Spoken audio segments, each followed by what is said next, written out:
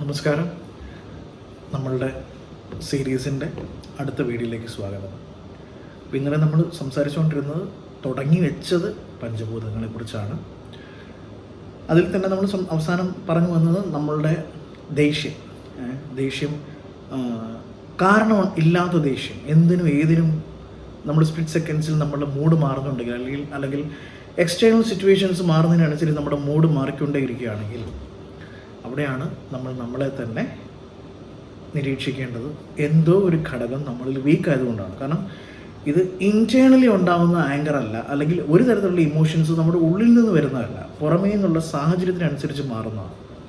അവിടെയാണ് നമുക്ക് എന്ത് ചെയ്യേണ്ടത്, മനസ്സിലാക്കേണ്ടത് എന്തോ ഒരു കാര്യത്തിൽ ഒരു മാൽഫങ്ഷൻ നടക്കുന്നുണ്ട്. അപ്പോൾ നമ്മുടെ സകല ദേവതാ സങ്കല്പങ്ങളും ഈ പഞ്ചഭൂതങ്ങളെ അടിസ്ഥാനപ്പെടുത്തിയിട്ടാണ്. നമ്മൾ കണ്ടേക്കുന്ന എല്ലാ അമ്പലങ്ങളും, എല്ലാ ക്ഷേത്രങ്ങളും, എല്ലാ കാവുകളും, ഞാൻ ക്ഷേത്രം, അമ്പലം, കാവ് എന്നൊക്കെ ഇങ്ങനെ വേർതിരിച്ച് തന്നെ പറയുന്നതിന് കാരണമുണ്ടെന്ന് കൂട്ടിക്കോളൂ. എല്ലാ ഈശ്വര സാന്നിധ്യമുണ്ട് എന്ന് അവകാശപ്പെടുന്ന സ്ഥലങ്ങളിലും, അതേപോലെ തന്നെ നമ്മളുടെ പലതരത്തിലുള്ള ഗ്രന്ഥങ്ങൾ, പുരാണങ്ങൾ, നമ്മൾ ഏറ്റവും കൂടുതൽ അവകാശപ്പെടുന്ന ഒരുപാട് തരത്തിലുള്ള മതഗ്രന്ഥങ്ങളുണ്ട്. അതേപോലെ തന്നെ നമ്മൾ പറയുകയാണെങ്കിൽ ഒരുപാട് വേദങ്ങൾ, ഉപനിഷത്തുകൾ, ഇങ്ങനെയുള്ള എല്ലാ ഘടകങ്ങളും ഈ പഞ്ചഭൂതങ്ങൾ, അതുപോലെ ആയുർവേദം, ഇതെല്ലാം ഈ പഞ്ചഭൂതങ്ങളിൽ അധിഷ്ഠിതമാണ്. ചുരുക്കി പറഞ്ഞു കഴിഞ്ഞാൽ ഒരു ചെറിയ കടുകിൽ പോലും ഈ 5 കാര്യങ്ങളും അടങ്ങിയിരിക്കും എന്നുള്ളതാണ്. അപ്പോൾ അത്രയും നിസ്സാരം എന്ന് നമ്മൾ കരുതുന്ന കാര്യത്തിൽ, അതായത് ഏറ്റവും ചെറിയ മാറ്ററിൽ പോലും ഈ 5 കാര്യങ്ങളുടെ ഇൻഫ്ലുവൻസ് ഉണ്ടാവും. അപ്പോൾ ഒന്ന് ആലോചിച്ച് നോക്കുക, നമ്മൾക്ക് ഈ 5 കാര്യങ്ങളെക്കുറിച്ച്, നമ്മുടെ ഉള്ളിൽ നടക്കുന്ന പ്രോസസ്സിനെ കുറിച്ച് ഒരു രീതിയിലുള്ള ബോധ്യവും നമുക്കില്ലെങ്കിൽ, ഒരു രീതിയിലുള്ള ബോധ്യവും ഇല്ലാതാണ് നമ്മൾ ജീവിക്കുന്നതെങ്കിൽ, ഒന്ന് ആലോചിച്ച് നോക്കിക്കേ എത്രമാത്രം അൺസ്റ്റേബിളായിട്ടാണ് നമ്മൾ ജീവിക്കുന്നത്. നിങ്ങൾ നോക്കുക, റിച്ച് വേ ഓഫ് ലൈഫിൽ ജീവിക്കുന്ന നമ്മൾ കണ്ടേക്കുന്ന ഒരുപാട് ആൾക്കാരെല്ലാം സ്പിരിച്വലി അവരുടെ ബേസ് സ്ട്രോങ് ആണ്. ആരോഗ്യം നോക്കണം, അവരുടെ ഒരു വേ ഓഫ് രീതി നോക്കണം, ഏതെങ്കിലുമൊക്കെ രീതിയിൽ അവർ സ്പിരിച്വലി ഇൻക്ലൈൻഡ് ആണ്. അത് നമ്മൾ എത്ര തർക്കിച്ചാലും സത്യം ആയിട്ട് തന്നെ നിൽക്കും. നമ്മൾ കണ്ടേക്കുന്ന നാട്ടുകാരെയും നമ്മുടെ ഇപ്പുറത്തുള്ള കൂട്ടുകാരെയും മാത്രമാണ് നമ്മൾ ജഡ്ജ് ചെയ്യുന്നതെങ്കിൽ നമുക്കിത് ഐഡൻറ്റിഫൈ ചെയ്യാൻ പറ്റത്തില്ല. അപ്പോൾ ആദ്യ സൃഷ്ടി എന്ന് പറയുന്നത് ആകാശമാണ്, സ്പേസ് ആണ്, അല്ലേ? സ്പേസ് എന്ന് പറയുമ്പോൾ നിങ്ങൾ നോക്കുക, എന്താണ് സ്പേസ്? സ്പേസ് എന്ന് പറയുന്ന ഏറ്റവും വലിയ ഒരു energy form. That means okay, ഇപ്പം നമ്മുടെ ഏരിയ നോക്കുക, നമുക്കിപ്പോൾ ഒരു വീട് വെക്കണം, അല്ലെങ്കിൽ ഒരു വീട് വെക്കണമെങ്കിൽ നമുക്കൊരു സ്പേസ് വേണം, അല്ലേ? നമുക്കൊരു ഭൂമി വേണം, അതൊരു സ്പേസാണ്. അതേപോലെ തന്നെ വീടിനുള്ളിൽ സ്പേസ് വേണം, ഇല്ലേ? ആരെങ്കിലും ഇടിച്ച് കയറാൻ പറ്റാത്ത രീതിയിൽ ഇപ്പോൾ വീട് വെക്കുമോ? ഇവിടെ നല്ല പണ്ടായിക്കോട്ടെ, ഒരു വ്യക്തിക്ക് നടന്നു പോകാനുള്ള സ്പേസ് വേണ്ടേ? അവിടെ ഇരുന്ന് പെരുമാറാനുള്ള സ്പേസ് വേണ്ടേ? വീട്ടിൽ കയറി കഴിയുമ്പോൾ ഇതൊരു സ്പേസ് അല്ലേ? ഈ കാണുന്ന എൻ്റെ കൈ പോകുന്ന ഏരിയ എല്ലാം സ്പേസ് അല്ലേ? നമ്മളൊരു കാറ് വാങ്ങും, ആ കാറിനുള്ളിൽ നമ്മളറിയത്തില്ല നല്ല സ്പേസ് ഉള്ള കാറാണോ, വലിയ കാറാണോ, സ്പേസ് ഉണ്ടോ? സ്പേസ്. അപ്പോൾ ഇത്രയും നമ്മൾ കണ്ണുകൊണ്ട് പ്രകടമായിട്ട് കാണുന്ന ഏരിയയിൽ ഈ പറയുന്ന സ്പേസിന് ഇൻഫ്ലുവൻസ് ഉണ്ടപ്പോൾ നമ്മുടെ ഉള്ളിലും ഇല്ലേ സ്പേസ്? നമ്മുടെ ഉള്ളിലെ സ്പേസിനെ എങ്ങനെ നമ്മൾ ഡിഫൈൻ ചെയ്യും? നമുക്ക് എങ്ങനെ നമ്മുടെ ഉള്ളിൽ സ്പേസ് ഉണ്ടോ, അത് നമ്മൾ കുത്തി കയറ്റി വെച്ചേക്കുവാണോ എന്നുള്ളത്? സ്പേസിൻ്റെ ഏറ്റവും വലിയ ആധാരമാണ് മനസ്സ്, അല്ലേ? ഒരു മനസ്സ് എന്ന് പറയുന്നതിനെ ഓരോ വ്യക്തിക്കും ഓരോ രീതിയിലാണ് അവരതിനെ തിരിച്ചറിഞ്ഞേക്കുന്നത്, മനസ്സിലാക്കിയേക്കുന്നത്. പക്ഷേ മനസ്സിൽ കണ്ടതെല്ലാം വെളിയിൽ വരുന്നില്ലേ? ഓരോ മനുഷ്യൻ്റെയും മനസ്സിൽ വിരിഞ്ഞതല്ലേ ഇന്ന് നമ്മുടെ പ്രപഞ്ചത്തിലെ റിയാലിറ്റി ആയിട്ട് വന്നേക്കുന്നത്. അപ്പോൾ ഈ മനസ്സിൽ കണ്ടേക്കുന്ന ഘടകങ്ങൾ ഓരോ വ്യക്തിയുടെയും മനസ്സിൻ്റെ വലിപ്പം അനുസരിച്ച് അവൻ്റെ റിയാലിറ്റി, നമ്മൾ ഇന്ന് ലോകത്ത് കണ്ടേക്കുന്ന ഏറ്റവും വലിയ സൗധങ്ങളായിക്കോട്ടെ, ഏറ്റവും വലിയ നിർമ്മിതികളെല്ലാം ഏതൊക്കെയോ വ്യക്തിയുടെ മനസ്സിൽ കണ്ട സ്വപ്നമല്ലേ? ആ മനസ്സിൻ്റെ വലിപ്പമല്ലേ? അപ്പോൾ മനസ്സിലാക്കണം, എത്രമാത്രം വലിപ്പമുണ്ട്, ഡെപ്ത് ഉണ്ട്. സ്പേസ് എന്ന് പറയുന്നത് ആകാശം. പഞ്ചഭൂതങ്ങൾ നിർമ്മിതമായിട്ടുള്ള നമ്മുടെ ശരീരത്തിൽ ഈ പറയുന്ന ആകാശത്തിൻ്റെ പ്രതിനിധീകരിക്കുന്നതാണ് മനസ്സ്. അപ്പം നമുക്കറിയാം, ഇതിപ്പോൾ നമ്മൾ കാണുന്ന നീലാകാശം മാത്രമാണോ? അല്ല.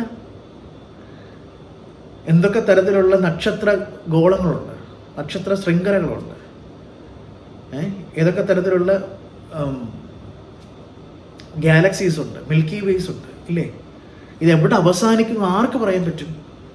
ഇതൊന്നും ആർക്കും പറയാൻ പറ്റുമൊന്നുമില്ല. ഇതൊക്കെ തന്നെയാണ് പുരാണങ്ങളിൽ പണ്ട് തൊട്ടേ പറഞ്ഞേക്കുന്ന എല്ലാ കാര്യങ്ങളും.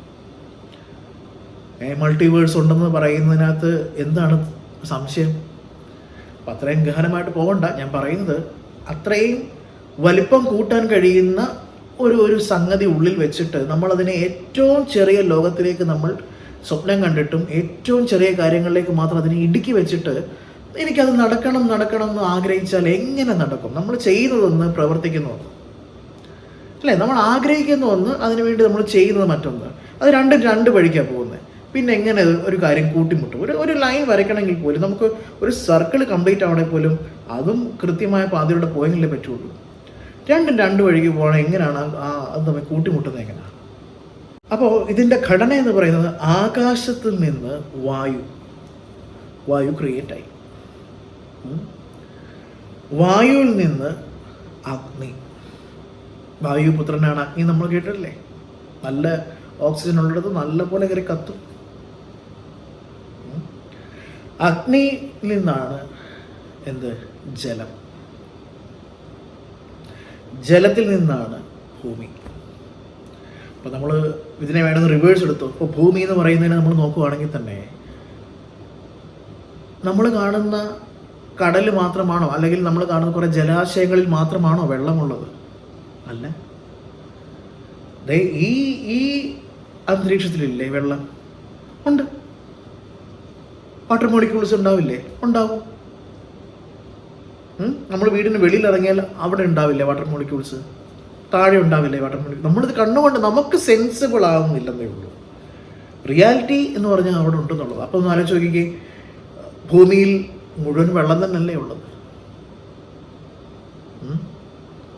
അപ്പോൾ ഇതിനെ റിവേഴ്സ് അടിച്ച് നോക്കിക്കേ, എവിടെ തുടങ്ങിയോ അവിടെ വന്ന് അവസാനിക്കും. ഇത്രയും വലിയ മിസ്റ്റേക്ക് ആയിട്ടുള്ള കാര്യങ്ങൾ ഒരു സാധാരണ മനുഷ്യൻ്റെ കോമൺ സെൻസിൽ മനസ്സിലാവുന്നില്ല. അതുകൊണ്ട് തന്നെ ഞാൻ പറഞ്ഞ പ്രഥം ക്ലാസ്സിൽ ജോയിൻ ചെയ്യുന്നവർ, നിങ്ങളിതിനെ കാണേണ്ടത് അതിൻ്റെ തലമേ വേറെയാണ്. അത് ഒരു മാനിഫെസ്റ്റേഷൻ നടക്കണമെന്നുണ്ടെങ്കിൽ എനർജി ലെവൽ ഹൈ ആയിട്ട് നിൽക്കുന്നവരെ മാനിഫെസ്റ്റേഷൻ സംഭവിക്കത്തുള്ളൂ. ഞാൻ 2 ദിവസം ഞാൻ ഗ്രാറ്റിറ്റ്യൂഡ് എഴുതുന്നുണ്ടെന്നുള്ള ബാലിശമായിട്ടുള്ള വാക്കുകൾ അപ്പുറത്തേക്ക് കാര്യങ്ങൾ മാറിയിരിക്കുന്നു. ഇപ്പോഴും നമ്മൾ LKG സിലബസിൽ നിൽക്കുന്നേ ഉള്ളൂ. ഒന്ന് ആലോചിച്ച് നോക്കിക്കേ, എത്രമാത്രം ബാലിശമായിട്ട് നമ്മൾ കാര്യങ്ങളെ കാണുന്നത്. കാരണം എന്തിനാണ്?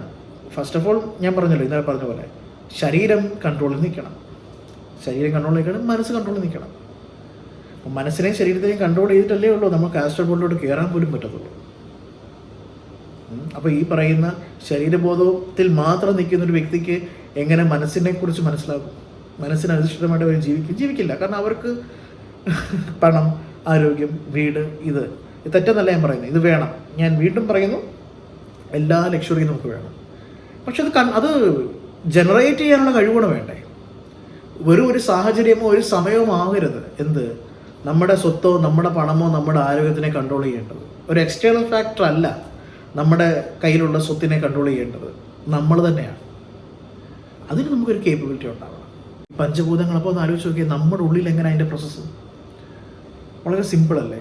ആദ്യത്തെ ആകാശത്തെ എടുത്തോ, മനസ്സിൻ്റെ തത്വം ഇല്ലേ? ആകാശ തത്വത്തിലാണ് ഇരിക്കുന്നത്. ഒരു വ്യക്തിയുടെ ജീവിതത്തിൻ്റെ വളർച്ച മനസ്സിലല്ലേ? അയാളുടെ മനസ്സിൻ്റെ വളർച്ചയല്ലേ അയാളുടെ ജീവിതം? ആകാശ തത്വത്തിന് ഇൻഫ്ലുവൻസ് മനസ്സിലായോ?